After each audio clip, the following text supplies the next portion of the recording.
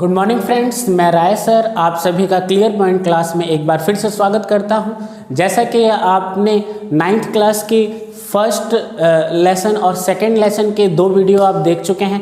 आज हम लेसन 2 जिसका नाम था फिजिकल फीचर्स ऑफ इंडिया, उसके 3rd पार्ट की बात करेंगे। फर्स्ट और सेकंड पार्ट की अगर हम बात करें तो फर्स्ट और सेकंड पार्ट जो था फिजिकल फीचर ऑफ इंडिया का, फिजिकल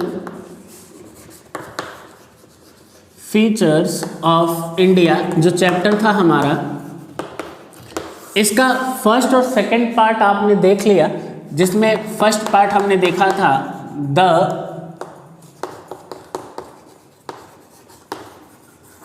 हिमालयन रीजन, इसको हम देख चुके हैं। सेकंड पार्ट जो था हमारा वो था द नॉर्दर्न प्लेन, इसको भी हम पढ़ चुके हैं। आज जो हमारा 3rd पार्ट है वो है द पेनिसुलर प्लेटू। तो फ्रेंड्स, आज जो हमारा फिजिकल फीचर्स इंडिया जो लेसन 2 है क्लास 9th का, उसका 3rd पार्ट हम द पेनिसुलर प्लेटू पढ़ेंगे। ठीक है, आज का हमारा जो टॉपिक है उसका नाम है द पेनिसुलर प्लेटू।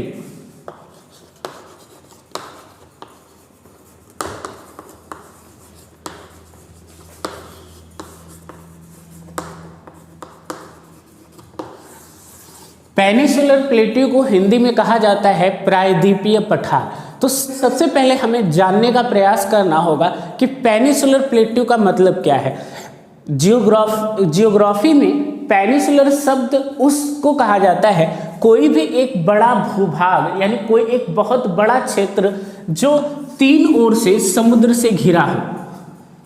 कोई भी समुद्र के बीच का एक किसी भी कॉन्टिनेंट में या कोई ऐसा देश जिसका बहुत बड़ा हिस्सा 3 ओर से समुद्र से यानी 3 ओर से जल से घिरा हो, उसको आप पेनिसुलर कहते हैं। क्या कहते हैं?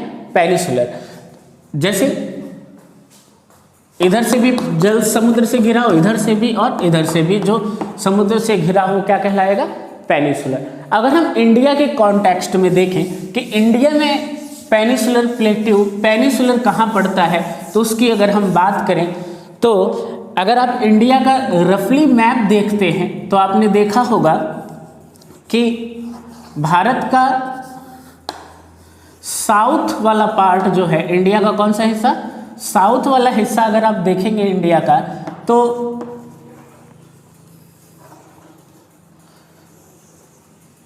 अगर इंडिया का आप साउथ वाला हिस्सा देखें तो आप देखेंगे 3 ओर से ये समुद्र से घिरा हुआ है। एक तरफ तो आपका है बे ऑफ बंगाल, दूसरी तरफ ईस्ट साइड में बे ऑफ बंगाल है और वेस्ट साइड में है आपका अरेबियन सी। कौन सा है? अरेबियन सी। और साउथ में आपका है हिंद ओशियन, या आप क्या कह सकते हो? Indian ocean. कौन सा है? Indian ocean. अब अगर हम साउथ पार्ट का अध्ययन करते हैं, जैसे हमने अब तक 2 वीडियोज में देखा कि यहाँ पर इंडस रिवर से लेकर यहाँ अरुणाचल प्रदेश में ब्रह्मपुत्र नदी के बीच में जो हिस्सा फैला हुआ है, इसे हम बोलते हैं हिमालयन माउंटेन। क्या कहते हैं? Himalayan mountain. इसकी डिटेल स्टडी हमने पार्ट 1 में की थी। उसके बाद दूसरा हमने पार्ट देखा कि ये वाला हिस्सा जो पूरा का पूरा इसके पैरेलल में, हिमालय के पैरेलल में जो पूरा का पूरा प्लेन एरिया है, इसे हम नॉर्दर्न प्लेन कहते हैं। इसके बारे में हमने देखा था। आज हम बात करेंगे पेनिसुलर प्लेट्यू की, जो आपके यहाँ से लेकर पूरे के पूरे दक्षिण भारत में, मध्य प्रदेश से लेकर दक्षिण भारत तक ये फैला हुआ है। इस पार्ट को, ये जो आप पार्ट देख रहे हैं, इस पूरे पार्ट को पेनिसुलर प्लेट्यू कहा जाता है। इसका कुछ विस्तार मेघालय तक चला जाता है, उसके बारे में हम डिटेल से आगे स्टडी करेंगे। ये क्या कहलाता है? Peninsular plateau. अब हम पेनिसुलर का तो मतलब हो गया वो क्षेत्र जो 3 ओर से पानी से घिरा हुआ है, लेकिन ये प्लेट्यू शब्द क्यों आया? प्लेट्यू का मतलब क्या होता है? प्लेट्यू का अर्थ होता है पठार। प्लेट्यू का अर्थ क्या होता है?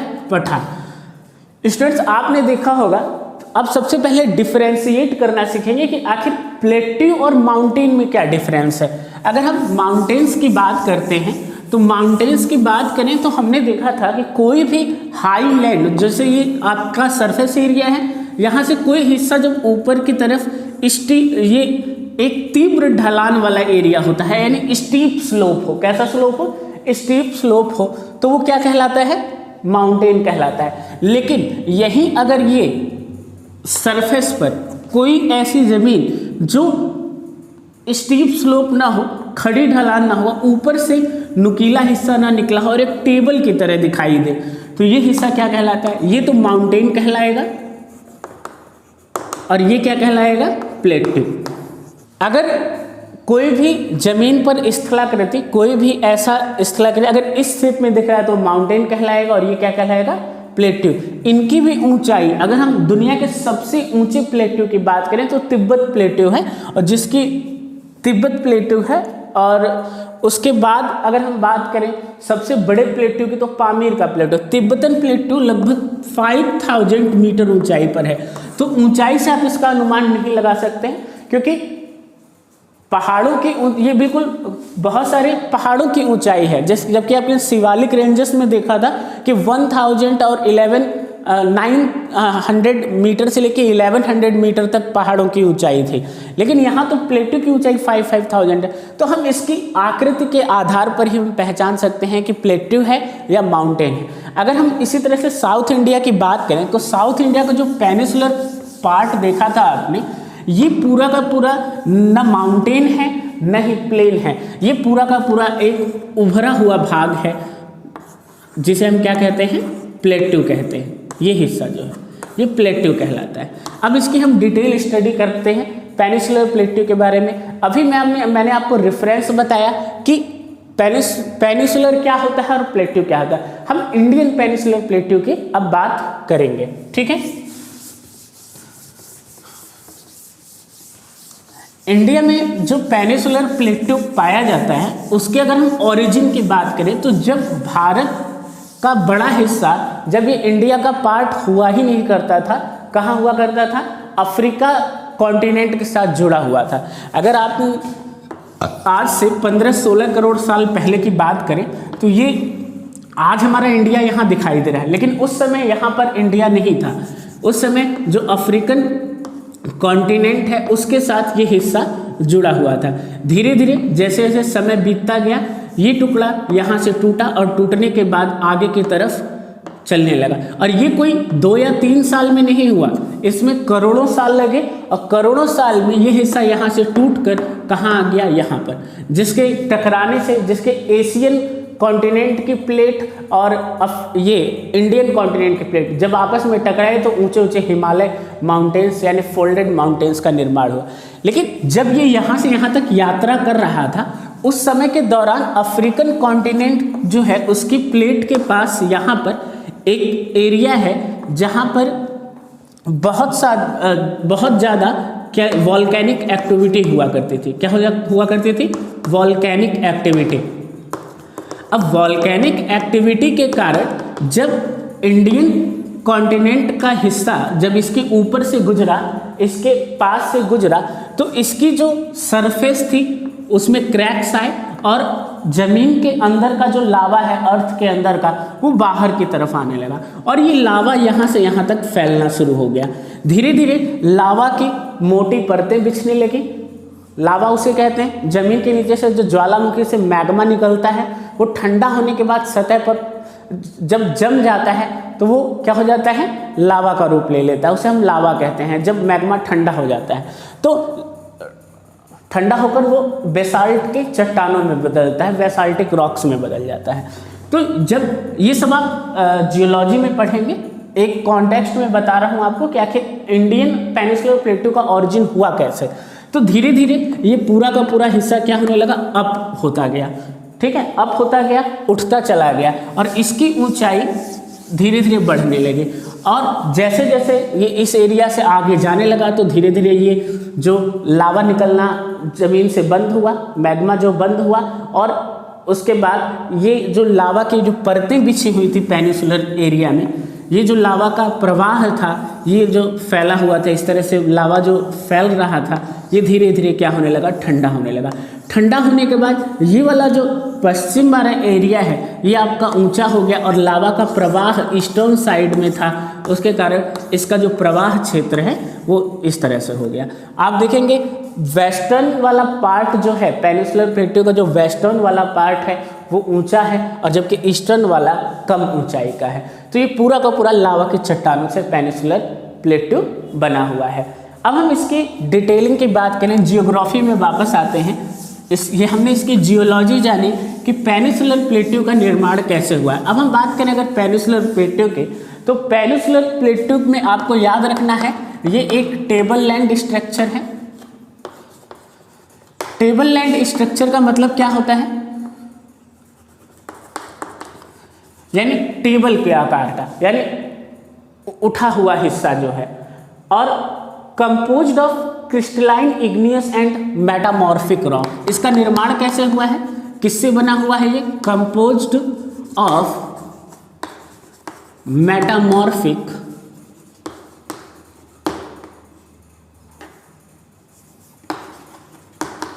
And igneous rock.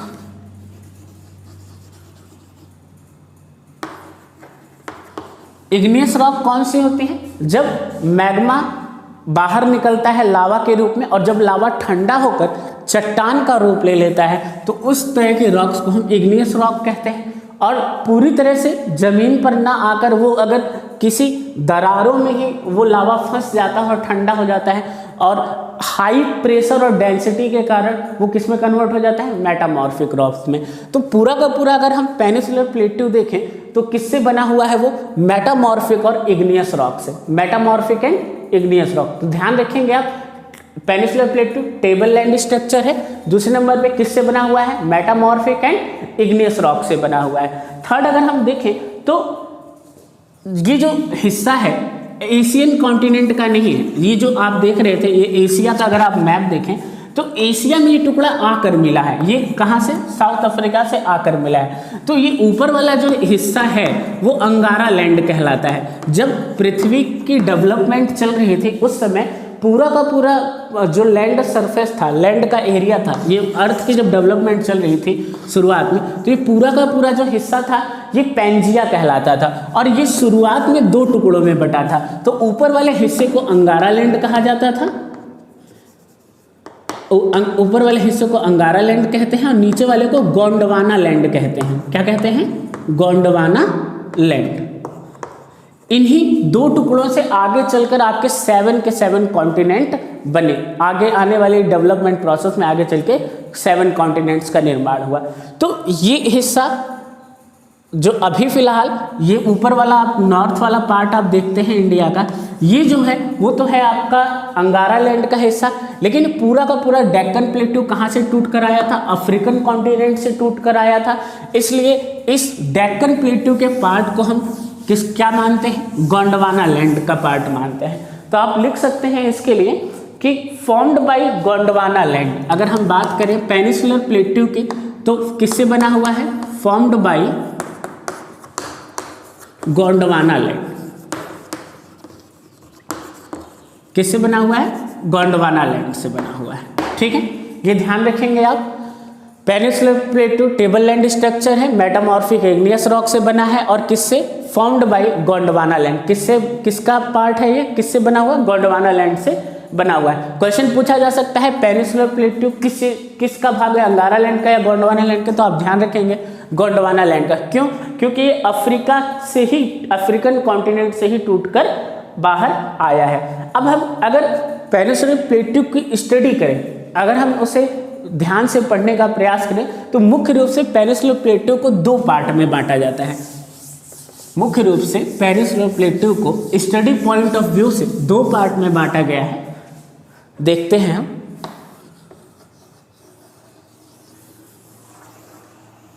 ये आप देखेंगे इंडिया का, साउथ इंडिया का अगर आप पार्ट देखें तो ये जो हिस्सा आप देख रहे हैं यहाँ पर, मैंने आपको बताया था ये पूरा का पूरा हिस्सा क्या कहलाता है, पेनिनसुलर प्लेट्यू कहलाता है, ये पूरा हिस्सा।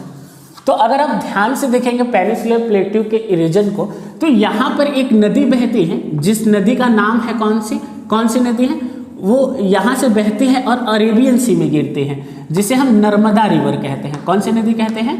नर्मदा रिवर। नर्मदा रिवर क्या करती है कि इस पेनिनसुलर प्लेट्यू को दो भागों में बांट देती है, ऊपर वाला हिस्सा और नीचे वाला। ऊपर वाला जो हिस्सा है इसे हम मुख्य रूप से पेनिनसुलर प्लेट्यू का सेंट्रल हाईलैंड कहते हैं। ये क्योंकि भारत के मध्य में पड़ता है। अगर आप इंडिया का मैप देखेंगे तो नर्मदा नदी बिल्कुल भारत के मध्य से होकर गुजरती है। तो ये नर्मदा नदी क्या करती है, ऊपर वाले प्लेट्यू वाले रीजन को अलग कर देती है और नीचे वाले को अलग कर देती है। तो ये वाला जो हिस्सा है नर्मदा नदी से ऊपर वाला, ये कहलाता है आपका सेंट्रल हाईलैंड। क्या कहलाता है? Central highland. हिंदी में कहेंगे उच्च भूमि, मध्यवर्ती उच्च भूमि। और जबकि नीचे वाले अगर इसकी हम बात करें, इस वाले पूरे रीजन की, तो ये क्या कहलाता है? डेक्कन प्लेट्यू। क्या कहलाता है? डेक्कन प्लेट्यू। ठीक है। तो इंडियन पेनिनसुलर प्लेट्यू को ब्रॉडली 2 पार्ट में बांटा जा सकता है, सेंट्रल हाईलैंड और दूसरा डेक्कन प्लेट्यू। अब इनको भी अलग अलग उस क्षेत्र के हिसाब से बांटा जा सकता है जिस क्षेत्र में इनका एक्सटेंशन है। सेंट्रल हाईलैंड का एक्सटेंशन अगर आप देखें तो सिर्फ यहीं तक नहीं है, इसका एक्सटेंशन जो है मेघालय तक गया हुआ है। भारत के नॉर्थ ईस्टर्न स्टेट जो मेघालय है वहाँ तक हुआ है। और डेक्कन प्लेट्यू की अगर हम बात करें तो नर्मदा नदी के साउथ से लेके बिल्कुल लास्ट में आपके केरल तक इसका एक्सटेंशन हुआ है। तो इतने बड़े भूभाग को अध्ययन करना आसान नहीं होता है, इसलिए जियोग्राफर्स ने इनको भी कुछ छोटे छोटे सब पार्ट में बांट दिया। अगर हम सेंट्रल हाईलैंड की बात करें तो सेंट्रल हाईलैंड का ये वाला हिस्सा आप देखते हैं, जो हिस्सा राजस्थान और मध्य प्रदेश में पड़ता है। कहाँ पर? राजस्थान और एमपी में पड़ता है। इस वाले एरिया को, राजस्थान और एमपी में पड़ने वाले सेंट्रल हाईलैंड को मालवा प्लेट्यू नाम दिया गया है। ये सेंट्रल हाईलैंड का ही पार्ट है। क्या नाम दिया गया है? मालवा प्लेट्यू।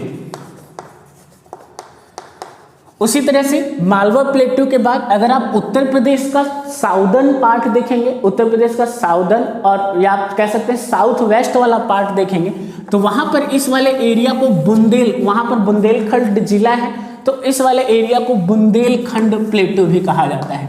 क्या कहा जाता है? बुंदेलखंड प्लेट्यू। ठीक है।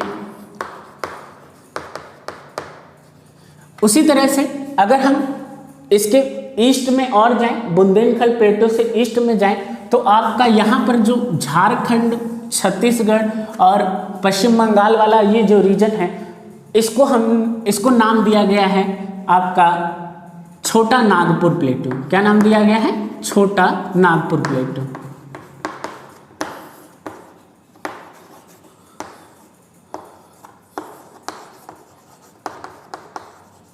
ठीक है। उसी तरह से मेघालय नॉर्थ ईस्टर्न वाले हिस्से में जो प्लेट्यू पड़ता है उसको नाम दिया गया है मेघालय प्लेट्यू।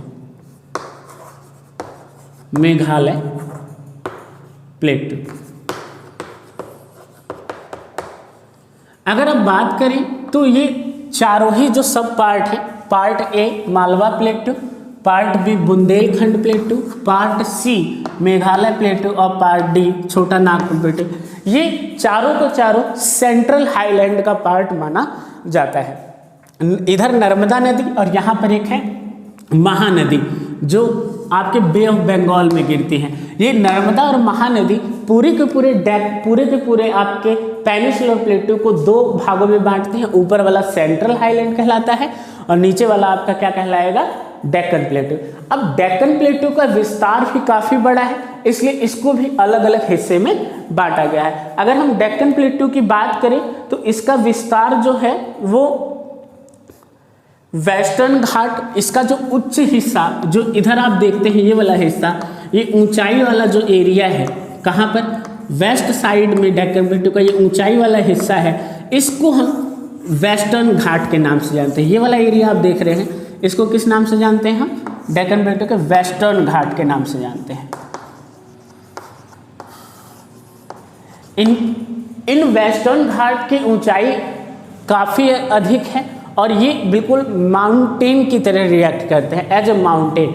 दूसरी तरफ अरेबियन सी से आने वाला जो भी मानसून है सबसे पहले यहीं से प्रवेश करता है, तो यहाँ पर काफ़ी ज़्यादा बारिश करता है। अब अधिक बारिश होने के कारण इस एरिया में बहुत अधिक बायोडाइवर्सिटी पाई जाती है, ढेर सारे वैरायटी के प्लांट्स पाए जाते हैं और ऑर्गेनिज्म पाया, यानी फ्लोरा एंड फना जो है उसकी हाई डाइवर्सिटी इस आपके वेस्टर्न रीजन में मिलती हैं। और इन वेस्टर्न रीजन की बात करें तो इसमें कुछ हिल्स बन चुकी हैं, काफ़ी ऊंचाई है जो हिल्स के रूप में जानी जाती हैं। और ये प्लेटू पूरा का पूरा जो है वो किससे बना है, लावा से बना हुआ है, यानी बेसाल्टिक रॉक्स है। और बेसाल्टिक रॉक्स जो होती हैं बहुत ज़्यादा कठोर होती हैं, बहुत मजबूत रॉक्स होती हैं, इसलिए ये भूकंप से कम प्रभावित क्षेत्र है, क्योंकि यहाँ पर जो भूकंप जमीन के अंदर आता है वो इतने हार्ड रॉक्स की सरफेस को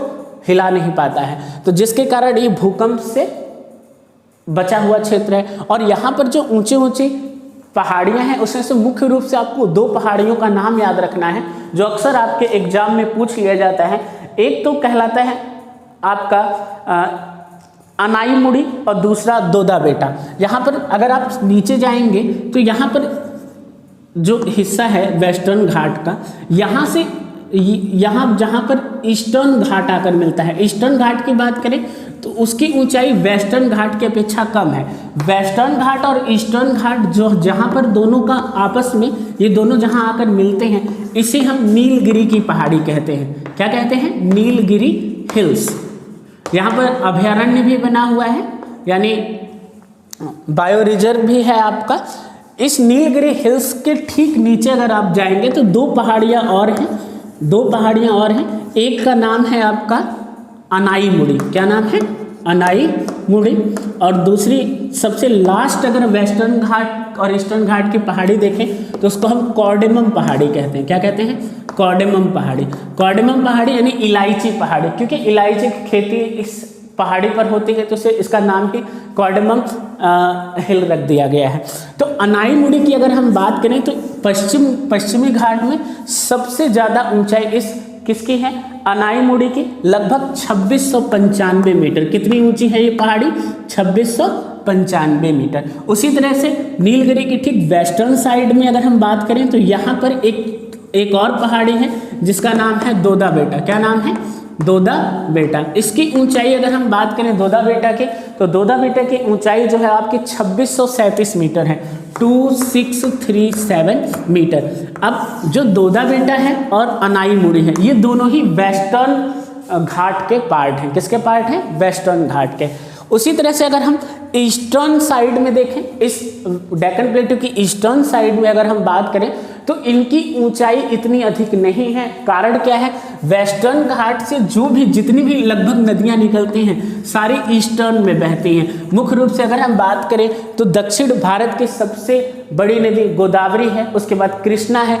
इन दोनों नदियों और इनकी सहायक नदियों के कारण इस वाले एरिया इसका अपरदन कर दिया गया है। जो ईस्टर्न पार्ट है इसका क्या हो चुका है, अपर्दन हो चुका है। और अपर्दन होने के कारण इनकी ऊंचाई धीरे धीरे ये कम हो गई है और ये कटे फटे क्षेत्र है। इसका लगातार एक्सटेंशन आपको देखने को नहीं मिलेगा। बीच बीच में डेल्टा बने हुए हैं, किनके, गोदावरी नदी के, कृष्णा नदी के, महानदी के डेल्टा आपको देखने को इस एरिया में ईस्टर्न साइड में मिलेंगे। लेकिन अगर हम ईस्टर्न साइड के सबसे ऊंची चोटियों की बात करें तो जैसे आपने वेस्टर्न साइड में सबसे ऊंची चोटियां देखी थी, हिल्स देखी थी वेस्टर्न साइड की, कौन कौन सी, अनाईमुड़ी और दोदा बेटा। उसी तरह से अगर हम ईस्टर्न साइड की बात करें तो इसकी सबसे ऊंची चोटी जो है वो है आपके महेंद्रगिरी, वो भी दक्षिण साइड में ही है। कि कौन सी है, महेंद्रगिरी। अब महेंद्रगिरी जो है वो ईस्टर्न घाट की, किसकी, ध्यान रखिएगा, ईस्टर्न घाट की सबसे ऊंची हिल्स है। और इसी महेंद्रगिरी पहाड़ी पर ही आपका एक फेमस टूरिस्ट प्लेस है जिसे कहा जाता है ऊटी। आपने अक्सर टीवी में या नेट पर या कहीं पर ऊटी का नाम जरूर सुना होगा। ये फेमस टूरिस्ट प्लेस है जो कहाँ पर बसा हुआ है, महेंद्रगिरी की पहाड़ी पर। इसके आगे अगर हम बात करें तो बहुत सारी नदियाँ यहाँ पर निकलती हैं जो कि पेनिसुलर नहीं है। पेनिसुलर का मतलब ऐसी नदियाँ जो वर्ष भर बहती हैं, उनको हम पेनिसुलर नहीं। इसके अलावा अगर हम बात करें तो इस पेनिसुलर प्लेटू में बहुत सारी नदियां बहती हैं, जिनमें से अधिकतर नदियां पेरेनियल नहीं हैं। पेरेनियल रिवर्स कौन सी होती हैं? पेरेनियल वो रिवर्स होते हैं जिसमें 12 महीने पानी बहता रहे। लेकिन अगर आप ईस्टर्न घाट की ऊंचाई देखें तो अधिकतम ऊंचाई इसकी 2695 मीटर है। तो 2695 मीटर की ऊंचाई पर आने पर बर्फ नहीं जमती है। ठंडा रीजन, मतलब जैसे अगर आप हिमालय की बात करें तो उनकी ऊंचाई 6000 मीटर से एवरेज से भी ऊपर है। 6000 मीटर तो एवरेज है, 8000 मीटर तक की पहाड़ियां हैं। तो वहां पर इतनी अधिक ऊंचाई होने के कारण ग्लेशियर जमे हुए हैं। क्या ऐसा यहाँ पर संभव है? नहीं है। वेस्टर्न घाट में ग्लेशियर्स का बनना संभव नहीं है, क्योंकि इनकी ऊंचाई 2695 मीटर, लगभग 2.5 से 2.5 किलोमीटर के लगभग इसकी ऊंचाई है। तो इस ऊंचाई पर आपकी बर्फ नहीं जमती है, लेकिन हाँ टेम्परेचर जरूर डाउन हो जाता है। इसीलिए यहाँ पे टूरिस्ट प्लेसेस आपको देखने को मिलेंगे और बहुत अधिक वर्षा होने के कारण बहुत घने सदाबहार जंगल मिलेंगे। सदाबहार जंगल कौन से? सदाबहार फॉरेस्ट वो होते हैं जिनकी पत्तियां पूरे वर्ष भर हरी रहती हैं। यानी यहाँ इतनी ज़्यादा बारिश होती है कि पतझड़ का मौसम यहाँ आता ही नहीं है, और काफ़ी घने डेंस फॉरेस्ट आपको इस वेस्टर्न घाट पर देखने को मिलेंगे। लेकिन उन बारिश के कारण ही यहाँ से कुछ नदियाँ निकलती हैं, जैसे गोदावरी है, कृष्णा है, महानदी है। और इसी तरह से अगर हम मालवा प्लेटू की बात करें तो मालवा प्लेटू में भी आपकी सोन है, चंबल है, बेतवा है, केन है। ये सब हम ड्रेनेज सिस्टम वाले जब पार्ट पढ़ेंगे ना, उसमें हम सारी नदियों का जिक्र करेंगे। तो ये नदियाँ आपके साउथ से आपके नॉर्थ वेस्ट की तरफ फ्लो करती हैं, मालवा प्लेटू वाली। और यहाँ वेस्टर्न घाट से निकलने वाली लगभग नदियाँ जो हैं, ये सिर्फ 2 नदियों को छोड़कर, किसे? नर्मदा और एक नदी और है ताप्ती। इन नर्मदा और ताप्ती नदियों को छोड़कर, अगर इस नर्मदा और ताप्ती को छोड़ दें, नर्मदा और ताप्ती ही नदियाँ हैं जो अरेबियन सी में गिरती हैं। बाकी पेनिसुलर प्लेटू में जितनी भी नदियाँ आपके वेस्टर्न साइड से निकलती, सारी की सारी आपके ईस्टर्न पार्ट में जाकर कहाँ मिलती हैं? बे ऑफ बंगाल में मिलती हैं। बे ऑफ बंगाल में मिलती हैं। एक चीज़ और याद रखेंगे, अब ऊंचाई से वाटर का फ्लो हमेशा अपवर्ड से डाउनवर्ड की तरफ होता है। तो हाईलैंड से जब अपवर्ड से डाउनवर्ड की तरफ जाएंगे तो ये जो है बहुत ज़्यादा हार्ड मटेरियल से बनी हुई चट्टानें हैं। और जब हार्ड यानी बेसाल्ट रॉक से बनी हुई हैं, तो यहाँ पर बनने वाला डेल्टा सुंदरबन डेल्टा की तरह नहीं होगा। जैसा आपने पढ़ा था वेस्ट बंगाल में गंगा नदी के किनारे गंगा और ब्रह्मपुत्र से डेल्टा बनता है, उतना बड़ा डेल्टा है, लेकिन हाँ डेल्टा बनता है कहाँ पर? कृष्णा और गोदावरी के पास आपका डेल्टा बनेगा। तो इसके अलावा बहुत सारी छोटी छोटी नदियां हैं, लेकिन वो पेरेनियल रिवर नहीं है। यहाँ पर जब बारिश का मौसम आता है तभी इन नदियों में पानी होता है, इसलिए इन्हें मौसमी नदियाँ भी कहते हैं। तो ये आपका पूरा का पूरा जो हिस्सा था, हमने डेक्कन प्लेटू का, इसको पढ़ा। 2 चीज़ और आपको याद रखनी है। एक तो पूरे के पूरे डेक्कन प्लेटू पे सॉइल किस टाइप की मिलेगी, तो आपने देखा था कि किससे बना हो? बेसाल्टिक रॉक से बनी हुई है। तो बेसाल्टिक रॉक से जो सॉइल की फॉर्मेशन होगी वो ब्लैक सॉइल है। कौन सी सॉइल है? और ब्लैक सॉइल। आपको पता है ब्लैक सॉइल किस चीज़ के लिए फेमस है? ब्लैक सॉइल जो है वो आपके कॉटन क्रॉप के कल्टीवेशन के लिए फेमस है। किसके? कॉटन क्रॉप के कल्टीवेशन के लिए। तो सबसे ज़्यादा कॉटन क्रॉप कहाँ उगाई जाएंगे? आपके पेनिसुलर प्लेटू रीजन में कॉटन क्रॉप उगाए जाते हैं, बिकॉज ब्लैक सॉइल यहाँ पर मिलती है। ठीक है। इसके अलावा हम बात करें तो ये आपका पूरा का पूरा पेनिसुलर प्लेटू था। नेक्स्ट वीडियो में हम इसके बाद हम किन की बात करेंगे? आपके कोस्टल रीजन और आइलैंड्स की बात करेंगे। ठीक है फ्रेंड्स, तो अधिक से अधिक चैनल को सब्सक्राइब कीजिए। मैं पूरा प्रयास करूँगा। अगर आपके कोई भी डाउट्स हैं तो आप कमेंट बॉक्स में लिखें, उसका जवाब आपको ज़रूर मिलेगा। और ज़्यादा से ज़्यादा चैनल को सब्सक्राइब करें। धन्यवाद।